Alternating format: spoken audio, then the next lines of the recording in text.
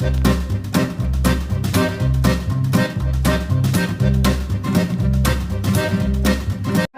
ہے نعرہ حیدری، نعرہ حیدری، نعرہ غوث۔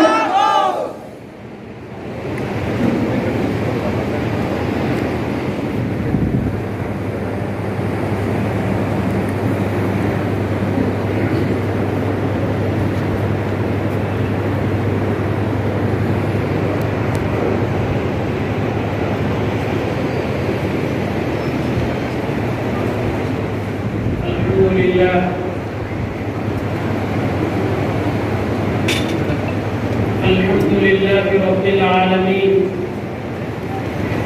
والصلاة والسلام على سيد الأولين والآخرين وعلى آله وأصحابه أجمعين وعلى من والاهم وتبعهم وأحبهم بإحسان إلى يوم الدين.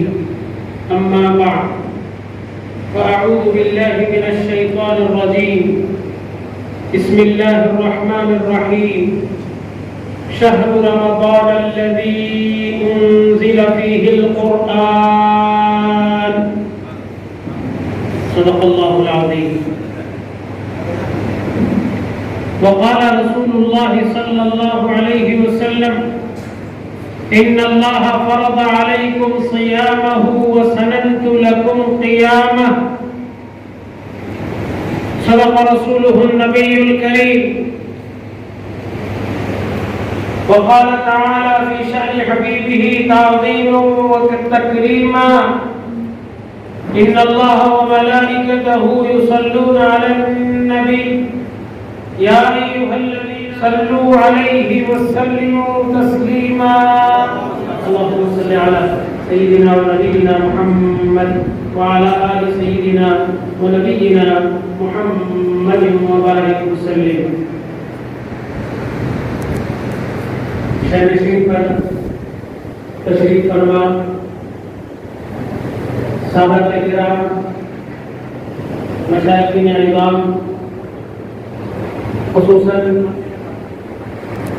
میرے مشفق حضرت الحاج شفیع پاشا صاحب قبلہ دامت برکاتہم العالیہ، و دیگر سادات کرام، علماء کرام، سامعین کرام، ابھی میں نے جو آیت مبارکہ کی تلاوت کا شرف حاصل کیا، نہایت مشہور و معروف آیت ہے، اور آپ جانتے ہیں یہ کانفرنس دو عنوانوں پر مشتمل ہے. جیسا کہ آپ بینر میں دیکھ سکتے ہیں، ایک عنوان ہے امام اعظم ابو حنیفہ رحمۃ اللہ علیہ، اور اس کا دوسرا عنوان ہے استقبال ماہ رمضان. آخر کو جو عنوان دیا گیا ہے وہ ہے استقبال ماہ رمضان. چند باتیں ماہ رمضان مبارک سے متعلق کر کے اپنی جگہ لیتا ہوں. میں شعلہ بیانی اور وہ ولولہ انگیز کتاب مجھے آتا نہیں، میں پہلے حضرت سے معذرت کر لیا تھا. جیسا بھی میں تقریر کا عادی ہوں، وہ آپ سے گوش گزار کرنے کی سعادت حاصل کرتا ہوں. سب سے پہلے میں نے جو آیت مبارکہ کی تلاوت کا شرف حاصل کیا، رب ذوالجلال ارشاد فرماتا ہے: شہر رمضان الذی انزل فیہ القرآن. رمضان وہ مہینہ ہے، رمضان وہ مہینہ ہے جس میں قرآن نازل ہوا. یہاں پر غور کرنے کی بات ہے، یہ کہا جا سکتا تھا، یہ بات کہی جا سکتی تھی رمضان المبارک وہ مہینہ ہے جس میں روزے فرض ہیں۔ رمضان المبارک وہ مہینہ ہے جس میں روزے فرض کر دیے گئے ہیں، ایسا بھی تو انداز ہو سکتا ہے، لیکن اللہ تبارک و تعالیٰ نے رمضان کا تعارف قرآن سے کروایا اور فرمایا شہر رمضان الذی انزل فیہ القرآن، رمضان وہ مہینہ ہے جس میں قرآن نازل ہوا۔ آپ کو معلوم ہے قرآن کو جو اللہ سے نسبت ہے وہ حقیقی ہے، کیونکہ قرآن اللہ کا کلام ہے اور کلام کا تعلق ذات سے ہوتا ہے۔ کلام کا تعلق، جیسے اب میں بات کر رہا ہوں، میں کتاب کر رہا ہوں، تو اس کتاب کا تعلق میری ذات سے ہے، تو قرآن اللہ کا کلام ہے، تو کلام کی صفت اللہ کی ذات سے ہے۔ یقیناً کعبۃ اللہ کو بھی اللہ کے گھر سے نسبت ہے کہ اللہ کا گھر ہے، لیکن کعبے کی جو نسبت ہے وہ نسبت حقیقی نہیں، نسبت مجازی ہے کہ اللہ وہاں نہیں رہتا، اس چار دیوار میں لا یشتملہ زمان، کوئی زمانے کو وہ شامل نہیں، ہر زمانے میں موجود، اور کوئی مکان میں وہ قید نہیں، ہر جگہ موجود، یہ اللہ کی شان۔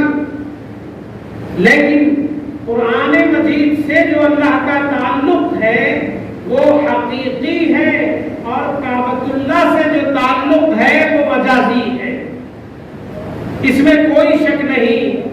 کعبۃ اللہ کو دیکھنا ثواب، لیکن کعبۃ اللہ کو بے وضو چھوا جا سکتا ہے، کعبۃ اللہ کو بغیر وضو کے چھوا جا سکتا ہے، لیکن قرآن کو یہ شرف حاصل ہے کہ اس کو بے وضو چھوا بھی نہیں جا سکتا۔ تو اس سے آپ اندازہ لگائیں تو کعبے کی نسبت بڑی ہے یا قرآن کی نسبت بڑی ہے؟ اور کعبۃ اللہ کو دیکھنے کے لیے زر کثیر ایک بڑی تعداد میں مال کو خرچ کرنا پڑے گا، اس کے بعد جا کر آپ کعبۃ اللہ کو دیکھ سکیں گے۔ لیکن قرآن مجید کو اللہ تبارک و تعالیٰ نے اتنا آسان، اتنا عام کر دیا کہ اپنے محلے کی مسجد میں بلکہ اپنے گھر میں بھی اس کو دیکھ سکتے ہیں۔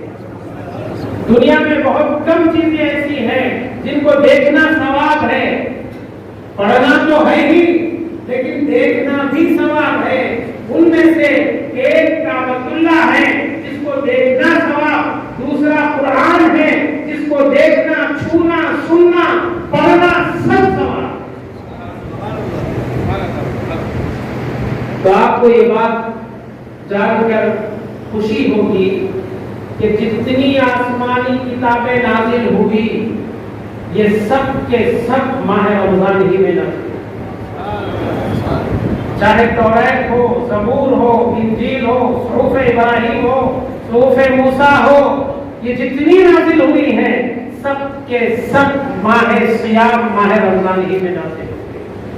تو اس سے پتہ چلا کہ ماہ رمضان کو کلام الہی سے خاص تعلق ہے، ماہ رمضان کو کلام الہی سے خاص تعلق ہے، اسی لیے رمضان کا تعارف اللہ نے اپنے کلام سے فرمایا۔ شہر رمضان الذی انزل فیہ القرآن، چاہتا تو یہ بھی کہہ سکتا تھا شہر رمضان الذی کتب فیکم الصیام، کہ رمضان وہ مہینہ ہے جس میں تم پر روزے فرض کیے گئے ہیں۔ ایک بات کہ رمضان المبارک نبی کریم صلی اللہ علیہ وسلم ارشاد فرماتے ہیں اگر میری امت کو معلوم ہو جائے کہ رمضان میں اللہ کی رحمتیں بندوں پر کس قدر، اگر یہ بات میری امت کو معلوم ہو جائے تو امت تمنا کرے گی کہ پورا سال رمضان رہے، اس قدر رحمتیں نازل ہوتی ہے۔ اور نبی کریم صلی اللہ علیہ وسلم نے صحابہ کرام کے درمیان اس ماہ کی عظمت گویا بالفاظ دیگر یوں کہا جائے استقبال رمضان کی محفل خود منعقد فرمائی، استقبال رمضان کی خود۔ آپ صلی اللہ علیہ وسلم شعبان المعظم کی آخری شب خطبنا رسول اللہ صلی اللہ علیہ وسلم. حضرت سلمان فارسی رضی اللہ عنہ بیان کرتے ہیں کہ نبی کریم صلی اللہ علیہ وسلم شعبان المعظم کی آخری شب خطبنا ہم کو خطاب فرمایا اور ارشاد فرمایا وہ آ رہا ہے یستقبلونہ او تستقبلون. یہ الفاظ آپ صلی اللہ علیہ وسلم نے ارشاد فرمایا کہ وہ آ رہا ہے، وہ آ رہا ہے. حضرت عمر کھڑے ہو گئے. اعدد النزل یا رسول اللہ صلی اللہ علیہ وسلم کیا کوئی دشمن آ رہا ہے؟ تو آپ نے فرمایا نہیں ہے. آپ نے ارشاد فرمایا رمضان آ رہا ہے. تو اس سے آپ اندازہ لگے آپ صلی اللہ علیہ وسلم نے بھی خود صحابہ کرام رضوان اللہ تعالی علیہم اجمعین جیسی پاکیزہ ہستیوں کے سامنے اس ماہ متبرک کے فضائل اور اس کا استقبال کرنے کا طریقہ بتایا. اور ہم نے جو یہاں جلسہ منعقد کیا ہے انہی سنتوں میں سے ایک سنت کہ لوگوں کو رمضان المبارک کی قدردانی سکھائیں. ایک ایک لمحے کی صحابہ کرام کا معمول تھا کہ اپنے اموال کی زکات، ان میں سے جو مالدار صحابہ تھے اپنے اموال کی زکات ہماری طرح رمضان کا انتظار نہیں کرتے تھے، بلکہ شب برات سے پہلے اپنے اموال کی زکات نکال کر دیا کرتے تھے تاکہ رمضان مبارک میں کسی قسم کی کوئی تکلیف اور کسی قسم کا کوئی ڈسٹرب نہ ہو اس کے عبادات کی ادائیگی میں. تو حاضرین محترم، آپ صلی اللہ علیہ وسلم نے ارشاد فرمایا لوگو ان اللہ فرض علیکم صیامہ، بے شک اللہ نے تم پر اس کے روزے فرض کیے ہیں. وہ سننت لکم قیامہ، اور اس کی راتوں میں قیام کو میں نے تمہارے لیے سنت قرار دیا. علماء کرام فرماتے ہیں ایک روزہ فرض ہے، دوسرا اس کی راتوں میں قیام کرنا سنت ہے. ایک علمی نکتہ ہے، صوم عربی لفظ ہے جس کے معنی آتے ہیں رکنا، اور سیام یہ صوم کی جمع بھی ہے، صوم کی جمع بھی ہے اور مصدر بھی ہے. اس کے معنی بھی رکنا. مگر اللہ تبارک و تعالیٰ نے یا ایھا الذین آمنوا کتب علیکم الصوم نہیں فرمایا. اللہ نے کتب علیکم الصوم نہیں فرمایا، کتب علیکم الصیام فرمایا. اور حضرت مریم نے قسم کھا کر لوگوں سے کہا کہ میں نے منت مانگی ہے انی نذرت للرحمن صوما. صوم کا لفظ حضرت مریم نے فرمایا جس کے معنی آتے ہیں رکنا. صوم کے معنی رکنا، بات چیت کرنے سے رک جانا، کھانے پینے سے رک جانا، کچھ بھی معنی ہو سکتے ہیں. لیکن اللہ نے یا ایھا الذین آمنوا کتب علیکم الصوم نہیں فرمایا بلکہ کتب علیکم الصیام فرمایا. اس کے معنی کیا ہوتے ہیں؟ صوم اور سیام کے. سیام مصدری معنی میں بھی ہے اور صوم کے جمع میں بھی ہے، جس کے معنی آتے ہیں کہ تمہاری آنکھ بھی پاکیزہ ہو، تمہارے کان بھی پاکیزہ ہو، تمہارے دل بھی پاکیزہ ہو. بالفاظ دیگر یوں کہا جائے کہ تمہاری آنکھ بھی روزہ رکھے، تمہارے کان بھی روزہ رکھے، تمہاری زبان بھی روزہ رکھے، تمہارے دل بھی کینہ حسد جلن سے روزہ رکھے، پاک رکھے، رکے رہے. اسی لیے اللہ نے فرمایا کتب علیکم الصیام، تم پر سیام فرض کیا گیا. یعنی ہر قسم کی گندگی برائی سے رکنے کا نام روزہ ہے. صرف کھانے پینے دیگر خواہشات سے رکنے کا نام صوم ہے. وہ صوم ہے اور اللہ نے صوم کا مطالبہ نہیں کیا، سیام کا مطالبہ کیا. ہاتھ سے ظلم، کیونکہ حدیث شریف میں آیا ای المسلمین خیر. نبی کریم صلی اللہ علیہ وسلم سے صحابہ نے پوچھا یا رسول اللہ اعمال میں سب سے اچھا عمل کون سا ہے؟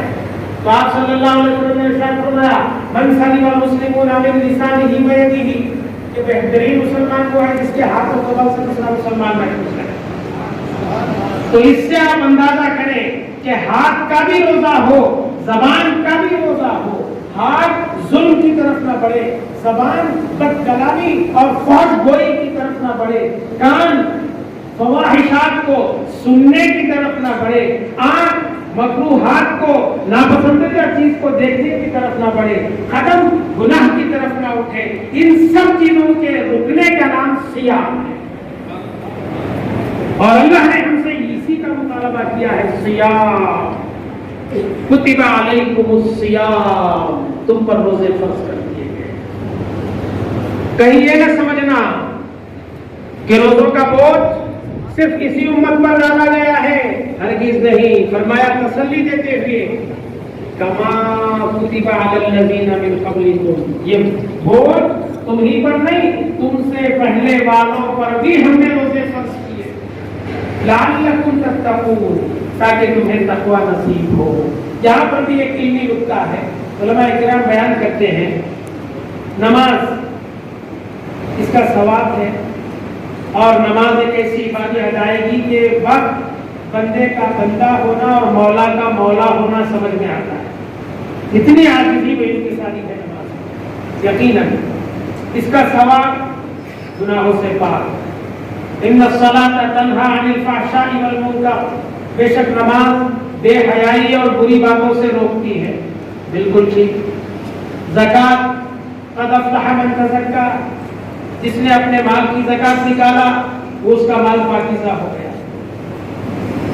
جو عبادت ہے اس کا صلہ اللہ نے قرآن مجید میں بیان کر دیا، اس کا یہ ثواب ہے، اس کا یہ ثواب ہے، اس کا یہ ثواب ہے۔ لیکن مسلمانوں غور کرو، کوئی ایک آیت ایسی بتاؤ جس میں روزے کی جزا یا روزے کا ثواب اللہ نے بیان کیا، نہیں۔ کوئی ایک حدیث کہ روزے کا یہ بدلہ ہے، نہیں۔ کوئی ایک اشارہ کہ جس سے روزہ رکھنے سے یہ ہوگا، نہیں۔ آپ کو لا محالہ یہی حدیث پیش کرنا پڑے گا جس میں حضور پاک صلی اللہ علیہ وسلم نے ارشاد فرمایا کہ الصوم لی، اللہ فرماتا ہے، حدیث قدسی، اس کو کیا کہتے ہیں؟ حدیث قدسی۔ اللہ فرماتا ہے روزہ میرا ہے اور میں اس کا بدلہ، روزہ میرا ہے۔ اچھا، نماز کس کے لیے؟ یہ بھی تو اسی کے لیے۔ زکات کس کے لیے؟ یہ بھی اسی کے لیے۔ صدقہ و خیرات کس کے لیے؟ یہ بھی اسی کے لیے۔ پھر کیا بات کہ ساری عبادتوں کو چھوڑ کر صرف روزے کے بارے میں فرمایا کہ روزہ میرا ہے اور میں اس کا بدلہ ہوں۔ اس میں علماء کرام کے لطیف باریک بات بتاتے ہیں، توجہ سے اگر سنیں تو روزے کا مطلب آپ کو سمجھ میں آئے۔ تیار ہے نا؟ اللہ نے فرمایا اپنے حبیب کی زبان، روزہ میرے لیے ہے، روزہ میرا ہے اور میں ہوں اس کا بدلہ ہوں۔ کیا وجہ ہے؟ وجہ یہ ہے کہ رب کھاتا نہیں، رب پیتا نہیں، تو کوئی حاجت نہیں، رب کھانے پینے سے پاک، حاجت ضرورت سے پاک۔ تو گویا بندہ ان ربانی صفات کو اپنے اندر سموتا ہے، ان ربانی صفات کو، یعنی دن میں کھاتا نہیں پیتا نہیں اور کوئی جائز کام کی بھی خواہش نہیں کرتا، جبکہ اس کو اختیار ہے، گھر میں جاتا ہے، بیوی ہے، بچے ہیں، بھلا روک سکتے ہیں اس کو کھانے سے؟ نہیں، لیکن اس کے باوجود بھی رکا رہتا ہے۔ جب اللہ نے دیکھا کہ یہ بندہ ہو کر ربانی کام کرتا ہے، بندہ ہو کر میرے کام کرتا ہے، یعنی جو کام میں کرتا ہوں، میں کھاتا نہیں، میں پیتا نہیں، مجھے کوئی خواہش نہیں، یہ بندہ ہو کر دن میں میرے خاطر میرے صفات کو اپناتا ہے، تو جو یہ عبادت کر رہا ہے وہ میری۔ اسی لیے فرمایا الصوم لی، نماز کے لیے نہیں فرمایا، زکات کے لیے نہیں فرمایا، حج اور عمرے کے لیے نہیں فرمایا، اگرچہ کہ یہ ساری عبادتیں اسی کی رضا کے لیے کیے جاتے ہیں، لیکن روزہ ایک ایسی عبادت ہے جس کے کرنے سے رب خوش ہوتا ہے اور کہتا ہے ارے یہ بندہ ہو کر ربانی کام کر رہا ہے، نہ کھا رہا ہے نہ پی رہا ہے۔ اچھا، دوسری بات، اسی لیے اللہ نے فرمایا کہ روزہ میرا ہے۔ ایک اور اس میں نکتہ یہ ہے، آپ جب تک نماز پڑھتے ہیں نماز ہی پڑھ سکتے ہیں، کوئی اور عبادت نہیں کر سکتے۔ جب تک آپ نماز پڑھتے رہیں گے، نماز ہی پڑھتے رہیں گے، سلام پھیرنے تک کوئی عبادت بھی ہو تو نہیں کر سکتے۔ مثال کے طور پہ نماز پڑھتے پڑھتے آپ کوئی فقیر آیا آپ کے سامنے، جیب میں ہاتھ ڈال کر آپ کچھ دے نہیں سکتے، کیوں؟ یہ عمل کثیر ہوگا اور عمل کثیر سے نماز چلے جائے گا۔ اچھا، آپ نماز پڑھ رہے ہیں، کسی کو بھلائی کا حکم نہیں دے سکتے جب تک آپ نماز میں ہیں۔ آپ نماز پڑھ رہے ہیں، رکعت باندھ کر تھوڑی دیر میں آرام کر لوں گا، اس کے بعد کنٹینیو کر لوں گا، نہیں، نماز نہیں رہے گی، نماز نہیں رہے گی۔ تو اس سے آپ اندازہ کریں، روزہ ایک ایسی عبادت ہے جس کو کرتے ہوئے، روزہ ایک ایسی عبادت ہے جس کو رکھتے ہوئے نماز بھی پڑھ سکتے ہیں، تلاوت بھی کر سکتے ہیں، زکات بھی دے سکتے ہیں، صدقہ و خیرات بھی کر سکتے ہیں، روزے پر کوئی فرق نہیں پڑتا۔ ارے حد یہ ہے، حالت روزے میں آپ سو بھی جائیں تب بھی روزے پر کوئی فرق نہیں پڑتا۔ روزہ جامع العبادات ہے، ساری عبادتوں کو جمع کرتا ہے، لیکن اس کے بعد بھی اس پر فرق نہیں پڑتا۔ اسی لیے اللہ نے فرمایا روزہ میرا ہے اور میں خود اس کا بدلہ۔ ایک اور بات، نماز ہے مشکل سے 10 منٹ 15 منٹ، اس کے بعد اس نماز کا وقت بچتا ہے۔ مثال کے طور پر مغرب لے لیا، 6:40 پر جماعت کھڑی ہو گئی، سنتیں وغیرہ پڑھ کے آنے تک 7 بج گئے تھے، ابھی آدھا گھنٹہ وقت بچا ہوا ہے، اس کا بچا ہوا ہے کہ نہیں بچا ہوا ہے؟ بچا ہوا ہے۔ عشاء 8:30 بجے آپ نماز پڑھے، وہ سحری تک وقت عشاء تھا۔ ظہر 1:30 بجے آپ نے نماز پڑھی، 4:30 پونے 5 بجے تک اس کا وقت۔ بتانا چاہتا ہوں یہی بات کہ ہر عبادت کو ادا کرنے کے بعد اس کا وقت بچتا ہے۔ روزہ ایک ایسی عبادت ہے کہ جب یہ کھل جاتا ہے تو اس کا وقت بچتا ہی نہیں، یعنی پورے دن کو یہ گھیر لیتا ہے، پورے دن کو یہ گھیر لیتا ہے۔ اسی لیے ان کئی خصوصیات کی وجہ سے اللہ تبارک و تعالیٰ نے اپنے حبیب کی زبان سے ارشاد فرمایا روزہ میرا ہے اور میں اس کا بدلہ دوں گا۔ یہاں پر محدثین کرام کی 2 قرأتیں، 2 لفظوں سے اس کو کہا، الصوم لی وانا اجزی بہ، روزہ میرا ہے اور میں اس کا بدلہ دوں گا۔ اور کیا بدلہ دے گا؟ اسی حدیث میں اس کا ذکر ہے، یہ کیا دے گا، روزے دار کیا دے گا، یہ دونوں کے درمیان راز و نیاز ہے۔ روزہ کا بدلہ کیا دے گا؟ وانا اجزی بہ، میں اس کا بدلہ دوں گا۔ مولا کیا دے گا؟ جس کو دوں گا وہ دیکھ لے گا کیا دیا ہو۔ اچھا، اس کو محدثین ایک دوسری روایت میں یوں پڑھے ہیں، الصوم لی وانا اجزا بہ، کہ روزہ میرا ہے اور اس کا بدلہ میں خود ہوں۔ روزہ میرا ہے اور اس کا بدلہ میں دوں گا نہیں، میں بذات خود اس کا بدلہ دوں۔ تو اس طریقے سے بھی پڑھیں یا اس طریقے سے بھی پڑھیں، ہر 2 صورت میں یہ انعام ربانی ہے، خود رب انعام بن رہا ہے یا رب کی طرف سے کوئی انعام بندوں کو عطا کیا جائے گا۔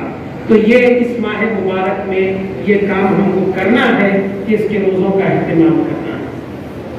پھر آگے ارشاد فرمایا ایام معدودات، گھبرانے کی ضرورت نہیں، گھبرانے کی، پریشان ہونے کی ضرورت نہیں، گنتی کے دن ہے۔ اچھا، پھر اس میں چھوٹ دیکھیے، فمن کان منکم مریضا او علی سفر، اگر تم میں کوئی بیمار ہے، شریعت کہتی ہے نہیں، روزے رہ کر اور بیمار نہ بنو بلکہ روزوں کا فدیہ دے، آسانی، او علی سفر، یا تم سفر میں ہو۔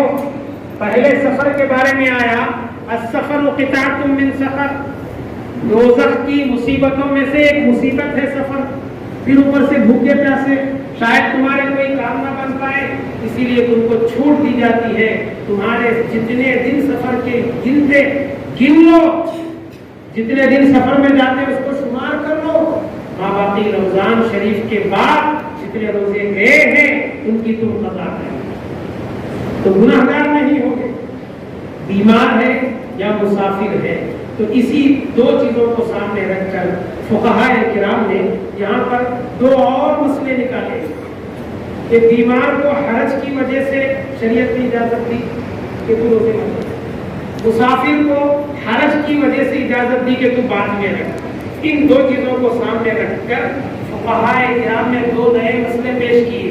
پہلا مسئلہ یہ پیش کیا کہ وہ مائیں جو اپنے بچوں کو دودھ پلاتی ہیں، کیا حالت روزے میں وہ دودھ پلا سکتی ہیں؟ اس پر روزے پر کوئی فرق پڑے گا یا نہیں پڑے گا؟ تو بتلایا گیا کہ دودھ پلانے سے روزے پر کوئی فرق نہیں پڑے گا، لیکن بات یہ ہے ماں خود اگر روزہ رکھے گی تو بچے کو جتنی مقدار میں دودھ چاہیے وہ آتا ہے یا نہیں وہ دیکھتے۔ اس کا ماہر ڈاکٹر، فیملی ڈاکٹر جس کے پاس وہ علاج معالجے کے لیے جایا کرتی ہے، وہ اگر کہے کہ تم روزہ نہیں رکھ سکتے، اگر رکھو گے پہلے تم کمزور، پھر روزے میں اور کمزور ہو جائیں گے، لہذا اس سے بچے کو دودھ نہیں آئے گا، بچے کی ذات پر ظلم کرے گا۔ اللہ کی ذات بڑی رحیم ہے، تم دودھ پلانے کی مدت جب ختم ہو جائے گی ان روزوں کی قضا کریں۔ تو یہاں یہ چھوٹ دی، وہاں مسافر اور بیمار دونوں کو حرج کی وجہ سے جب اجازت مل سکتی ہے، تو یہاں پر بھی دودھ پلانے والی عورتوں کو اس بات کی اجازت ہے کہ اگر وہ صحت مند ہے، فٹ ہے، روزے سے ان کی ذات پر کوئی فرق نہیں پڑتا اور بچے کی ذات پر بھی کوئی فرق نہیں پڑتا، تو ایسی صورت میں وہ روزہ رکھے گی، ورنہ اگر فرق پڑتا ہے تو شریعت کہتی ہے کہ تم بعد میں رکھو اور بعد میں اس کی قضا کر لو، بچے پر کسی طرح کا کوئی ظلم نہ کرو۔ کیوں؟ کھلانے پلانے کی ذمہ داری رب نے لی ہے۔ وَمَا مِن دَابَّةٍ فِي الْأَرْضِ إِلَّا عَلَى اللَّهِ رِزْقُهَا، زمین پر رینگنے والا، ہر رینگنے والا، چاہے وہ پیٹ سے رینگے یا پیروں سے چلے، ہر چلنے والے کا رزق اللہ کی ذمہ ہے۔ اسی لیے اللہ تبارک و تعالیٰ نے ان کے ساتھ یہ فرمایا۔ اسی طرح ایک اور مسئلہ علماء کرام نے یہاں لکھا کہ حاملہ عورت کے لیے بھی روزوں کا یہی حکم ہے کہ اگر روزوں کی وجہ سے اس کی صحت پر یا اس کے بچے کی صحت پر اگر اثر پڑتا ہے تو شریعت کہتی ہے کہ اس کو بعد میں رکھ لو، اب رکھنے کی ضرورت نہیں۔ تو حاضر محترم، صیام کا یہ مطلب ہو گیا۔ اس کے بعد دیکھیے آخری میں اللہ نے کیا فرمایا، وَلِتُكْمِلُوا الْعِدَّةَ، عدت اور یہ جو مہینے ہیں 29 یا 30 اس کو پورا کرو۔ ایک ہے کمال اور ایک ہے تمام، یہ دو لفظوں میں فرق ہے، ایک ہے کمال اور ایک ہے تمام۔ تمام اجزاء کو کہتے ہیں اور کمال صفات کو کہتے ہیں۔ تو معلوم یہ ہوا کہ روزے کے جو صفات ہیں اس کو پورا کریں۔ وَلِتُكْمِلُوا الْعِدَّةَ وَلِتُكَبِّرُوا اللَّهَ، یہ کچھ باتیں تھی جو روزے سے متعلق ہیں۔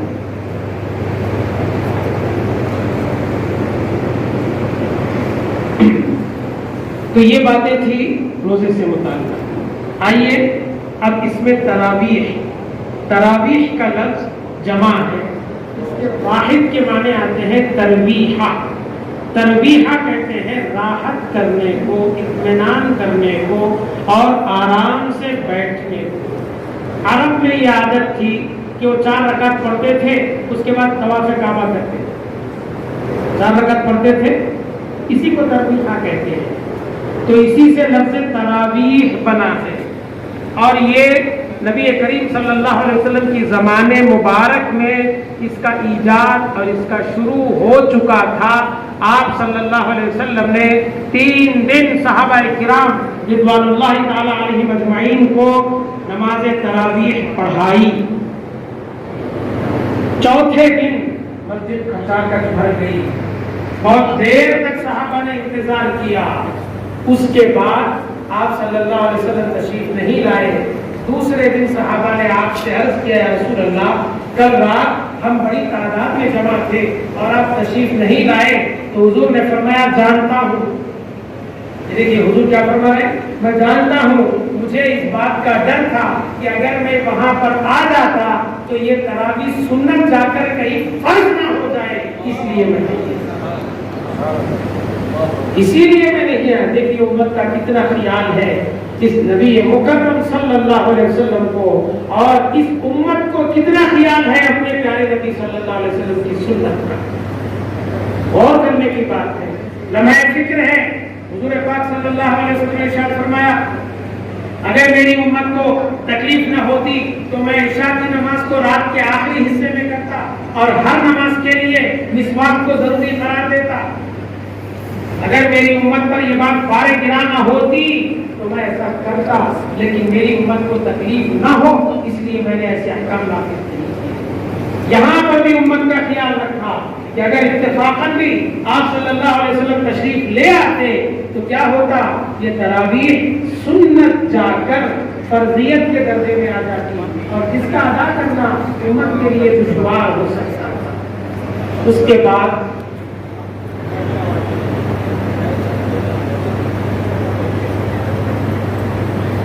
بعد یہ چائے والے بہت ڈسٹرب کر رہے ہیں، چائے روک دیجیے، کیونکہ چائے پینے کی چکر میں تو باتیں ہو رہی، یہاں جو میں بات کر رہا ہوں اس کی طرف سے توجہ ہٹ جائے۔ یہ چائے والے صاحب کو تھوڑی دیر کے لیے روکے، وقفہ دیا جائے گا آپ کو درمیان میں، اس میں چائے وغیرہ پانی وغیرہ پی لیں گے۔ یہ حضرات کے لیے نہیں ہے کیونکہ یہ تو پڑھے پڑھائے سنے سنائے ہیں، یہ مقتدا ہے ہمارے، صرف یہ آپ کے لیے ہے، کیونکہ وہ جب سامنے سے جا رہے ہیں تو وہ تھوڑی سی دشواری ہو رہی ہے، میں ایسا محسوس کر رہا ہوں۔ تو سنیے، میں تراویح کی اصل بتا رہا ہوں تاکہ آدمی کو عمل کرنے میں شوق پیدا ہو جائے۔ بات یہ ہے کہ حضور پاک صلی اللہ علیہ وسلم کے مبارک زمانے میں تراویح شروع ہو چکی تھی۔ 3 دن آپ نے پڑھائی، چوتھے دن آپ تشریف نہیں لائے۔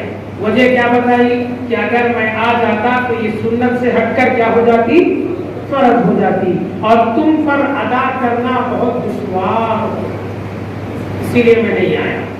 اس کے بعد کیا ہوا، معاملہ جو کا تو رہا۔ عہد صدیقی، نبی حضرت ابوبکر صدیق رضی اللہ عنہ کا زمانہ ایسے ہی چلا گیا، تراویح کی کوئی جماعت نہیں، صحابہ آتے 4-4 5-5 آتے، پڑھتے چلے جاتے، پڑھتے چلے جاتے۔ یہ زمانہ صدیق اکبر رضی اللہ عنہ میں ہوا۔ اب اس کے بعد کیا ہوا، حضرت عمر رضی اللہ عنہ کا زمانہ ہے، ظاہر ہے خلیفہ اول کے بعد خلیفہ دوم حضرت عمر فاروق رضی اللہ عنہ کا زمانہ ہے۔ آپ سن رہے ہیں تو سے یا میں اپنی جگہ لے لوں، بولیے۔ تو حضرت عمر فاروق رضی اللہ عنہ کا زمانہ آیا۔ اس مبارک زمانے میں ایک کام ہوا جس کے اشارے ہم کو حدیث شریف میں ملتے ہیں۔ کیا فرمایا حضور نے، لو کان بعدی نبی لکان عمر، فرمایا اگر میرے بعد کوئی نبی دوسرا آتے تو وہ عمر ہوتے۔ حالانکہ یہ شان صدیق اکبر کی بھی ہو سکتی تھی، لیکن ہم کمپرومائز نہیں کریں گے، مقابلہ نہیں کریں گے صحابہ کرام میں کہ ان کا یہ مقام ہے تو ان کا ان سے بڑھ گیا، ایسا نہیں۔ ہر ایک کی شان انفرادی طور پر، جداگانہ طور پر ہر ایک اعلیٰ سے اعلیٰ ہے۔ تو حضرت عمر فاروق رضی اللہ عنہ کے بارے میں حضور نے کیا فرمایا، میرے بعد اگر کوئی نبی ہوتا تو وہ عمر ہوتے۔ ایک حدیث۔ دوسری حدیث، ان اللہ جعل الحق علی لسان عمر وقلبہ، اللہ تعالیٰ نے حضرت عمر کے زبان اور دل پر حق کو جاری کیا ہے۔ دو عظیم باتیں اس سے معلوم ہوئی کہ نبوت کو آپ صلی اللہ علیہ وسلم نے جوڑ دیا حضرت عمر سے۔ اگر میرے بعد کوئی نبی ہوتا تو عمر ہوتے۔ اچھا، شان نبوت کا کام کیا ہوتا ہے؟ وہ کام آپ نے تراویح کو ایک امام کے پیچھے جمع کر کے، حضرت ابی ابن کعب یہ کاتبان وحی میں سے ہے اور حفاظ صحابہ کرام میں سے ہے، حافظ قرآن تھے، خلیفۃ المسلمین حضرت عمر نے ابی ابن کعب رضی اللہ عنہ سے کہا کہ آپ جتنا آسانی سے ایک ایک رکعت کر کے جتنا پڑھ سکتے ہو، 1 رکوع 1.5 رکوع یا کچھ آیا، اس طریقے سے 20 رکعت نماز تراویح میں مکمل قرآن مجید سننے اور سنانے کی سنت کو ایجاد کیا حضرت عمر بن خطاب رضی اللہ عنہ۔ اس دور سے لے کر آج تک یہ سنت برابر چلی آ رہی ہے۔ اگر کہیں حافظ دستیاب نہیں ہے تو لوگ کوشش کر کے دوسرے مقام سے حافظ صاحب کا انتظام کر لیتے ہیں، بہت اچھی بات ہے۔ اس کے باوجود بھی اگر نہیں ملتا ہے تو ٹھیک ہے، الگ طرح یعنی آخری جو 10 صورتیں ہیں اسی کو ڈبل کر کے 20 رکعت پڑھ لیتے ہیں۔ اس طریقے سے یہ سنت زندہ ہے۔ اچھا، اس کے بعد درمیان میں ایک صورت یہ پیدا ہوئی، اس زمانے سے لے کر کبھی نماز تراویح کی تعداد میں اختلاف نہیں ہوا۔ یہ پکی بات ہے، 20 رکعت، اور حرمین شریفین میں بھی لائیو ٹیلی کاسٹ ہے، آپ دیکھ سکتے ہیں، وہاں بھی 20 رکعت۔ اب بیچ میں حالات کی نامساعدگی کی وجہ سے کچھ رکعتیں انہوں نے کم کر دی، الگ بات ہے، لیکن تعداد رکعت میں کبھی اختلاف نہیں ہوا۔ درمیان میں کچھ ایسی باتیں آئی کہ نہیں وہ 8 رکعت ہے۔ میں 8 رکعت کی وجہ بھی بتاتا ہوں آپ کو۔ سب سے پہلی بات، یہ 8 رکعت کی جو تراویح کی آپ بات کرتے ہیں، اس کی راویہ کون ہے وہ دیکھیں۔ ام المؤمنین عائشہ صدیقہ رضی اللہ عنہا ہے، ٹھیک ہے، توجہ۔ اور ام المؤمنین عائشہ صدیقہ رضی اللہ عنہا جو یہ روایت کر رہی ہے، کان رسول اللہ صلی اللہ علیہ وسلم لا یزید فی رمضان ولا فی غیرہ الا 11 رکعۃ۔ حضرت عائشہ رضی اللہ عنہا بیان کرتی ہے کہ نبی کریم صلی اللہ علیہ وسلم رمضان ہو کے غیر رمضان، توجہ، رمضان ہو کے غیر رمضان 11 رکعت سے زیادہ نہیں پڑھتے تھے۔ 11 رکعت کیا تھی؟ 8 رکعت نماز تہجد، 3 رکعت واجب الفطر۔ اور یہ رمضان اور غیر رمضان یعنی سال کے 11 مہینے، یہ پورا سال آپ کا معمول تھا۔ تو اب بتائیے، حضرت عائشہ صدیقہ رضی اللہ عنہا تراویح کی بات کر رہی ہے یا تہجد کی؟ بولیے، تہجد کی۔ کیوں؟ تراویح رمضان میں پڑھتے، غیر رمضان میں تہجد، اور تہجد رمضان میں بھی پڑھ سکتے ہیں۔ ام المؤمنین کیا فرماتی ہے؟ لا یزید، حضور اضافہ نہیں کرتے تھے، فی رمضان ولا فی غیرہ، رمضان اور غیر رمضان میں، الا 11 رکعت، سوائے 11 رکعت کے۔ تو 8 رکعت نماز تہجد ہوتی تھی اور دوسری 3 رکعت واجب الفطر ہوتی تھی۔ اور ایک نکتہ ہے اس میں، کیا نکتہ ہے؟ اس حدیث کی راویہ کون ہے؟ بولیے، کون روایت کر رہے؟ بولیے، حضرت عائشہ۔ اچھا، حضرت عائشہ صدیقہ آپ کی بیوی ہے، زوجہ ہے، صدیق کی بیٹی ہے، ابو بکر صدیق کی، تو یہ گھر کا عمل بتا رہی ہے یا مسجد کا عمل بتا رہی ہے؟ جی، گھر کا۔ اور نماز تراویح گھر میں پڑھتے یا مسجد میں پڑھتے؟ تو اگر مسجد کی ہوتی تو اور بھی صحابہ اس کی روایت کرتے۔ حضرت عائشہ روایت کرنے کا مطلب یہ ہے کہ رات کے آخری وقت میں اٹھ کر آپ صلی اللہ علیہ وسلم یہ عمل کرتے تھے۔ حضرت عائشہ گھر کا عمل کرتے تھے، مسجد کا نہیں، کیونکہ مسجد کا عمل تو آپ نے دیکھ لیا، 3 دن حضور نے پڑھائی رکھا، اس کے بعد حضرت صدیقہ میں ویسے ہی رہا۔ حضرت عمر کے زمانے میں 20 رکعت تراویح کا یہ اہتمام ہوا۔ جو لوگ آپ کو کہتے ہیں کہ 8 رکعت ہے، ایسی بات نہیں ہے، تراویح 20 رکعت ہے۔ اس کے بعد حضرت عثمان بن عفان رضی اللہ عنہ جامع آیات القرآن، قرآن مجید کی آیتوں کو جمع کرنے والے۔ اچھا، حضرت عمر نے جب 20 رکعت پر جمع کیا، کیا وہاں پر عثمان رضی اللہ عنہ نہیں تھے؟ بولیے، حضرت علی نہیں تھے؟ باب العلم حضرت علی نہیں تھے؟ سعد بن ابی وقاص نہیں تھے؟ سعد بن معاذ نہیں تھے؟ معاذ بن جبل نہیں تھے؟ حضرت حذیفہ نہیں تھے؟ اکابر صحابہ کی ایک جماعت تھی، اسی میں بھی حضرت کہا یہ تم 20 رکعت پر کیوں جمع کیے جبکہ نماز تراویح تو 8 رکعت ہے؟ کوئی ایک صحابی بھی حضرت عمر کے مقابلے میں کھڑے ہو سکتا تھا. یہ اور بات ہے آپ کا رعب اور آپ کا دبدبہ یہ تھا کہ کوئی آپ سے آنکھ ملا کر بات نہیں کر سکتا تھا، لیکن اظہار حق میں حق بات بیان کرنے میں آپ چھوٹے بچے سے بھی زیادہ نرم ہو جاتے تھے جب کوئی آپ کو بات کرنے لگتا اور حق بات کرتا. اتنی بڑی سنت جو 8 رکعت کی ہے جب آپ 20 پر جمع کیے، کسی صحابی کی ہمت نہیں ہوئی؟ غور کرو، کسی کے بہکاوے میں آنے سے پہلے اس زمانے کے حالات کو پڑھو. حضرت عمر نے جب 20 پر جمع کیا تو کسی صحابی کی ہمت نہیں. اچھا 20 میں سے کوئی 8 رکعت پڑھ کر چلے جائے.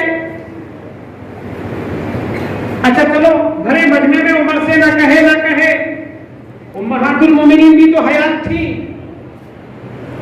آپ میں سے کوئی ہے حضرت عمر کو بھلا کر کہہ سکتی تھی کہ تم نے یہ جو کام کیا ہے رسول اللہ کی مرضی کے خلاف کیا ہے؟ نہیں، کوئی نہیں. حضرت عائشہ خود حیات تھی، وہ کہہ سکتی تھی عمر میں نے اپنے شوہر کو 11 رکعت پڑھتے دیکھا پورے سال میں اور تم یہ 20 رکعت پر جمع کیا. نہیں، کیوں؟ حضرت عمر بھی جانتے تھے وہ 11 رکعت کیا تھے، حضرت عائشہ بھی جانتی تھی وہ 11 رکعت کیا تھے.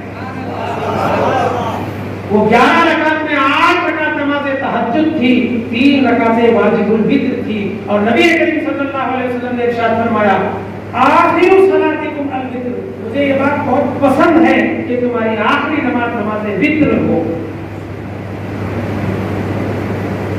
اور صحابہ کرام ایسے نہیں تھے کسی سے ڈرنے والے، لا یخافون لومۃ لائم، انہی کی شان میں نازل ہوا. کسی ملامت کرنے والے کی ملامت سے وہ نہیں ڈرتے تھے. ایک صحابی رسول بادشاہ وقت کے پاس دربار میں دعوت ہوئی اور یہ صحابی بھی اندر آئے.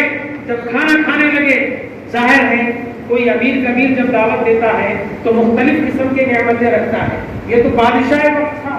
جب اس نے دعوت کی اور کھاتے کھاتے اس صحابی سے ایک لقمہ دسترخوان پر گر گیا غلطی سے، تو آپ نے اس کو اٹھایا اور صاف کیا، کھانے لگے. دربان جو کھڑے تھے انہوں نے کیا کیا؟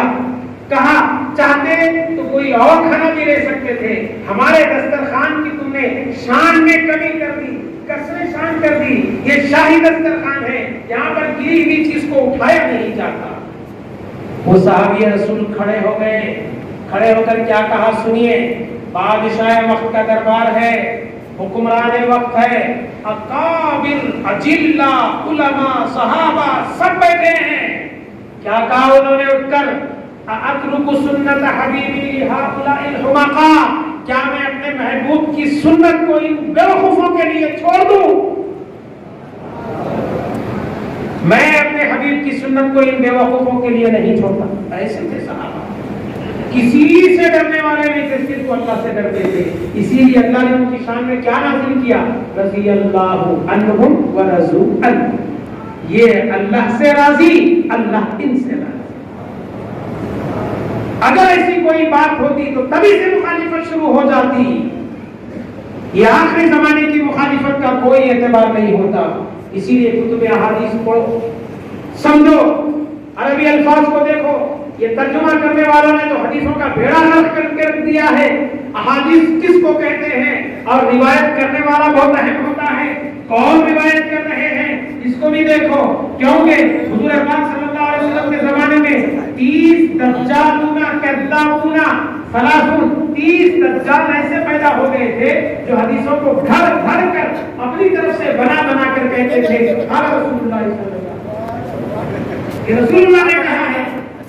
پھر اللہ نے ایسی ہستیوں کو پیدا کیا، سعید ابن قطان، حضرت یحییٰ، اکابر ناقدین حدیث کو پیدا کیا، خطیب تبریزی کو پیدا کیا. انہوں نے حدیثوں کو الگ کیا، راویوں کی زندگیوں کے حالات کو الگ کیا، ان کے پرسنل لائف کو ریکارڈ کیا، لکھا، پڑھا. اس کے بعد ان کے پاس کتنی حدیثیں صحیح تھی، کتنی حدیثیں موضوع تھی، اس سے اس کو الگ کیا. تب کہیں جا کر یہ کتب احادیث لکھی. بخاری، مسلم، ترمذی، ابن ماجہ، ابو داؤد، نسائی، ہم اس کو کیا کہتے ہیں؟ 6 کتابیں امہات الکتب کہتے ہیں احادیث شریفہ، ان کا یہ بڑا مقام ہے۔ تو حضرت محترم سلسلہ گفتگو کو مزید آگے بڑھاتے ہوئے اب ہم آگے آتے ہیں۔ تو یہ فیصلہ ہو گیا کہ تراویح 8 رکعت نہیں، 8 رکعت نماز تہجد، تراویح 20 رکعت، آپ اطمینان سے، اور تراویح کے معنی خود آتے ہیں راحت اور اطمینان کے ساتھ ادا کریں۔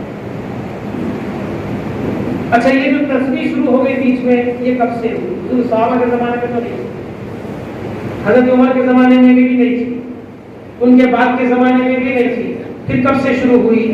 ایک حدیث ہے، اس حدیث کے اشارے کنایے سے علماء نے اس میں اضافہ کر دیا۔ 4 رکعت کے بعد جو مکے والے تھے وہ تو طواف کرتے تھے، اب جو مدینے والے ہیں وہ کیا کریں؟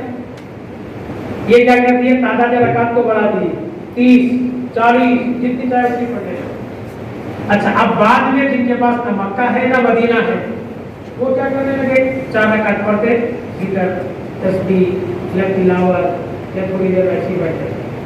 ٹھیک ہے، کیونکہ تراویح کا صحیح تصور اور صحیح مفہوم یہی ہوا کہ آپ 4 رکعت پڑھے، جتنا پڑھے اتنی دیر خاموش بیٹھے۔ اب اس مسئلہ میں کیا کیا ہمارے علماء؟ خاموش کیوں بٹھانا؟ 4 رکعت میں جو قرآن پڑھا گیا ہے اس کا خلاصہ بول دیا جائے، اس کا خلاصہ کر دیا جائے۔ ٹھیک ہے، اب اس کے بعد ایک حدیث ہے، اذا مررتم بریاض الجنت فارتعوا، لوگوں جب جنت کے باغات سے گزرو تو خوب کھاؤ۔ صحابہ نے پوچھا رسول اللہ یہ جنت کے باغات کیا ہے؟ فرمایا مساجد، یہ جنت کے باغات ہیں، اس میں چرنے سے کیا مراد ہے، اس میں کھانے سے کیا مراد ہے؟ تو حضور نے فرمایا اللہ کا ذکر اور اس کی تسبیح، اور اللہ کے اذکار اور اللہ کی تسبیحات میں لفظ سبحان سے جو تسبیح شروع ہوتی ہے وہ بہت پسندیدہ ہے۔ اسی لیے دعا کے آخر میں کیا کہتے ہیں؟ سبحان ربک رب العزت عما یصفون وسلام علی المرسلین والحمد للہ۔ کیوں کہتے ہیں؟ اسی لیے کہ لفظ سبحان سے جو دعا شروع ہوتی ہے یا جو دعا ختم ہوتی ہے وہ پوری مجلس کا کفارہ بن جاتا ہے۔ جتنی دیر بیٹھے سب کے لیے نامہ اعمال لکھا جاتا ہے۔ تو یہ تسبیح شروع کی، سبحان اللہ، سبحان ذی الملک والملکوت، سبحان ذی، اگر کوئی نہیں پڑھتا ہے مت پڑھے، فتوے مت دو، یہ نہ جائز ہے، یہ حرام ہے، تم کو کوئی حق نہیں ہے فتویٰ لینے کا، نہیں کرتے مت کرو، کسی عالم سے رجوع کرو۔ تو بہرحال یہ تسبیحات شروع ہوئی۔ اب اس کے بعد اس میں تبدیلیاں آئی، زمانے کی تبدیلی کے ساتھ ساتھ اور تبدیلی، لیکن پھر اب یہ چیز وہی ہے، تراویح وہی ہے، 20 رکعتیں وہی ہے۔ اب قرآن مجید پڑھنے کے جو انداز، جو لفظ و لہجے تھے وہ بالکل ختم ہو گئے۔ اس کو آپ ہم دیکھ رہے ہیں۔ بہرحال یہ مختصر گفتگو کی تراویح سے۔ سحری، یہ روزے کے بیان میں سے تھوڑا سا چھوٹ گیا تھا حصہ۔ سحری کے بارے میں آیا ہے، نبی پاک صلی اللہ علیہ وسلم نے ارشاد فرمایا یہود بھی روزہ رکھتے ہیں تم بھی روزہ رکھتے ہو، کیا فرق ہوا تمہارے روزے میں ان کے روزے میں؟ یہود بھی امامے باندھتے ہو تم بھی امامے باندھتے ہو، کیا فرق ہے تمہارے ان کے روزوں میں؟ خالف الیہود، یہودیوں کی مخالفت کرو، کیا روزہ رکھنا چھوڑ دیں؟ نہیں، حضور نے فرمایا یہودی بغیر سحری کھائے روزہ رکھتے ہیں، تم سحری کھا کر، یہودی بغیر ٹوپی کے امامہ پہنتے ہیں، تم ٹوپی پہن کر امامہ پہنو، تاکہ ان کی مخالفت کرو۔ حضور نے تو فرق بتایا، ہمارے روزوں میں اور ان کے روزوں میں یہ فرق ہے کہ وہ بغیر کھائے روزہ، اب تم سحری کھا، اور سحری کے وقت دانے دانے پر رحمت الہی کا نزول ہوتا ہے۔ اور معلوم ہے حضور پاک صلی اللہ علیہ وسلم کی سحری کیا تھی؟ ستو، کھجور، کبھی لحم کبھی گوشت، عموماً کھجور کے چند کھجور اور پانی کی آپ کی بہترین سحری ہوا ہے۔ اور سحری بالکل آخری وقت میں کریں۔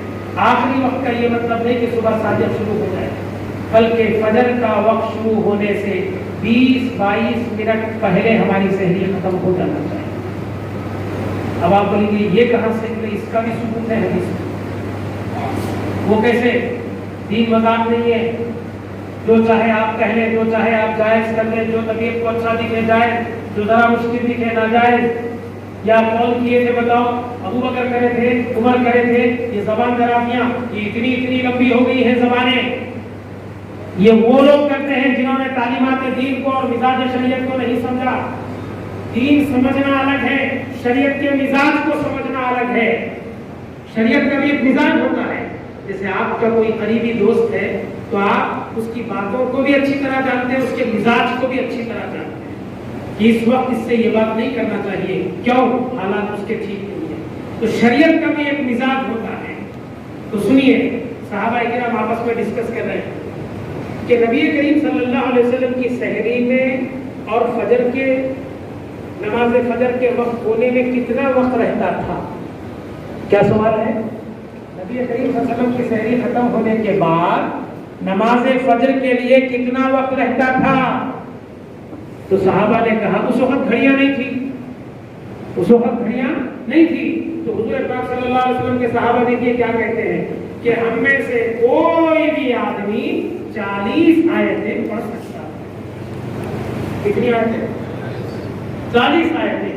ان 40 آیات کو اگر آپ انتہائی ترتیب کے ساتھ، بالکل نہ تیز رفتاری اور نہ بالکل دھیمی درمیانی رفتار کے ساتھ اگر پڑھیں گے 20 سے 22 منٹ. تو فقہائے کرام نے ان 40 آیتوں کو وقت کے تناظر میں لا کر اس کا وزن کر کے یہ تک ہم کو بتایا ہے. یہ خدمات ہے فقہائے کرام کی، جس میں آپ امام الفقہاء سراج العلماء حضرت امام اعظم ابو حنیفہ پر ابھی میرے بعد ان کے خطاب سے آپ سب کا سنیں کہ کیسے کیسے دقت آمیز مسائل کو آپ نے آسانی کے ساتھ قرآن و حدیث کی روشنی میں اور لوگوں کے لیے عمل کی جو راہیں ہیں اس کو بیان کیا.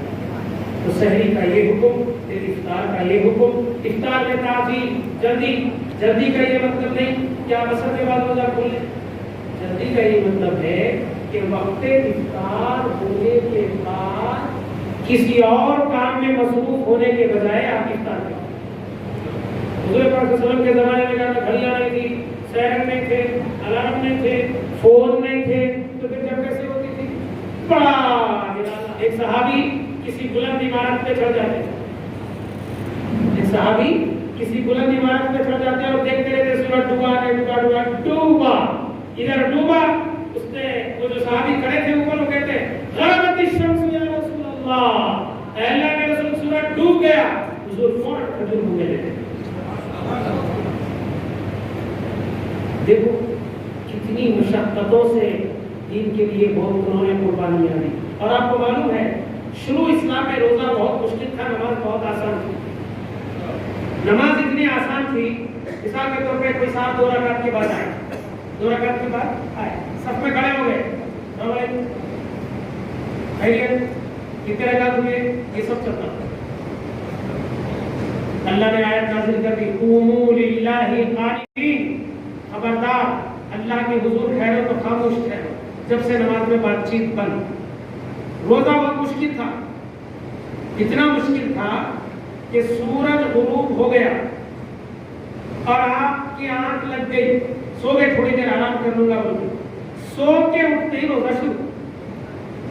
کھاؤ مت کھاؤ اس سے مطلب نہیں، سورج غروب ہونے کے بعد سونا نہیں، سو کے اٹھے روزہ شروع، چاہے کبھی بھی اٹھ جاؤ.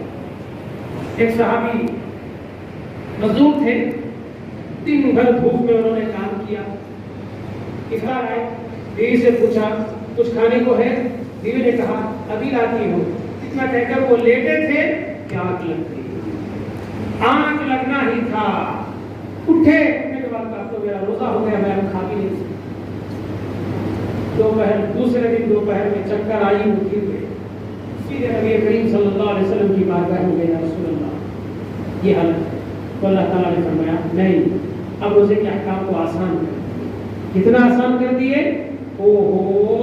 کلوا واشربوا حتى يتبين لكم الخيط الابيض من الخيط الاسود من الفجر، فجر تک کھاؤ پیو. یعنی سو کر اٹھنے کے بعد بھی روزہ شروع نہیں ہوگا تمہارا. کب تک؟ جب تک کہ کالا دھاگا سفید دھاگے سے روشن نہ ہو جائے. اس زمانے میں گھڑی نہیں تھی. سحری کا آخری وقت کب معلوم ہونا تو صحابہ اپنے سرانے 2 ڈوریاں، ایک کالی ڈوری ایک سفید ڈوری سرانے رکھنے کے سوتے تھے. اور جب صبح اٹھنے کے بعد جب صبح صادق وقت ہوتا اس سے پہلے وہ دونوں جو کلر کی ہے وہ کلر ظاہر ہو جائے، سفید کا سفید کالے. تو اب کہتے تھے سحری کا وقت ختم ہو گیا، نماز فجر کا وقت شروع. اتنی مشقت ہے. تو یہ روزہ تھا اور یہ تراویح تھی اور یہ ماہ رمضان اور اس کا تقدس تھا. اللہ تبارک و تعالیٰ سے دعا ہے کہ دیکھیے پورے مہینے کی تراویح سنت ہے اور اس میں ایک قرآن مجید سننا بھی سنت ہے سیدنا فاروق اعظم رضی اللہ عنہ کے زمانے سے. اب ہم نے اپنی سہولتوں سے کیا کر دیا، 3 دن کا شبینہ، اس میں ایک قرآن سن رہے ہیں. قرآن سننے کی سنت تو ادا ہو رہی ہے لیکن تراویح چھوڑنے کا گناہ برابر مل رہا ہے. سمجھ رہے ہیں آپ؟ 2 سنتیں ہیں اس میں، ایک قرآن سننا، دوسرا پورا مہینہ تراویح پڑھنا. آپ ٹھیک ہے 10 دن میں اگر قرآن پڑھ لیے ہیں ٹھیک ہے، اب آپ گھر میں آ کر الگ طرح سے پڑھیے یا وہ مسجد جائیے جہاں پر قرآن نہیں بلکہ الگ طرح سورے پڑھائے جا رہے ہیں وہاں جا کر پڑھیں، کیونکہ 2 سنتیں مستقل ہیں، ایک قرآن سننا اور ایک تراویح پڑھنا. آپ نے 10 دن میں قرآن سن لیا، ایک سنت ادا ہو گئی. ابھی 20 دن کی سنت تراویح کی وہ کام ہوگی، یا تو آپ گھر میں پڑھ لیں، نہیں پڑھ سکتے کسی مسجد جائیں مسجد اور ایسی مسجد کا انتخاب کریں. اگر آپ نہیں چاہتے کہ ریگولر قرآن سن لیا، کام دھندے ہیں. اب بعض وقت کیا ہوتا ہے دکانوں والے وہ سوچتے کہ اب میں تو طرح بچے کب پڑھیں گے دکان کے، ان کو چھوڑنا ہے، تو اس لیے سے آپ الگ طرح والی مسجد دیکھ لیں. یا نہیں ہے تو چند مسلمان مل کر ایک صاحب کا انتظام کریں، وہ آ کر کسی میدان میں کسی مسجد میں وہ الگ طرح سے پڑھائیں تاکہ یہ جو پہلا دہا ختم کر کے آئے ہیں ان کے لیے آسانی سے آدھے گھنٹے میں 20 رکعت نماز ہو جائے. بجائے اس کے ہم رات بھر گفتگو کرنے میں، فون یوز کرنے میں، انٹرنیٹ پہ مصروف، اور نمازوں کے لیے یہ حال. قلب میں احساس نہیں، روح میں احساس نہیں، کچھ پیغام محمد کا ہمیں پاس نہیں. حضور پاک صلی اللہ علیہ وسلم نے شریعت کو اور صحابہ اکرام نے جن قربانیوں کے ذریعے شریعت کو ہم تک پیش کیا ہے، 1/10واں حصہ بھی ہم ادا نہیں کر سکتے. ہر چیز کو انہوں نے مشقت سے، محنت سے نہ صرف لیا حضور سے بلکہ مرتے دم تک اس کی حفاظت کی اور بعد میں آنے والوں کو وہ چیز دے کر اس دنیا سے چلے گئے. تبھی تو وہ چیزیں ہم تک آئی، ورنہ وہیں وہ ختم ہو جاتی تھی. اللہ تبارک و تعالیٰ سے دعا ہے کہ جو کچھ کہا گیا ہے پہلے کہنے والے کو، دوسرے نمبر پر سننے والوں کو عمل کی توفیق عطا فرمائے. اور یہ جو ماہ مقدس آ رہا ہے اس کا استقبال کرنے اور اس کی قدر کرنے کی ہمیں توفیق عطا فرمائے. اس کے دن و رات کے ہمارے لیے، والدین کے لیے، سارے مومنین مومنات کے لیے مغفرت کا سامان بنائے. وآخر دعوانا ان الحمد للہ رب العالمین.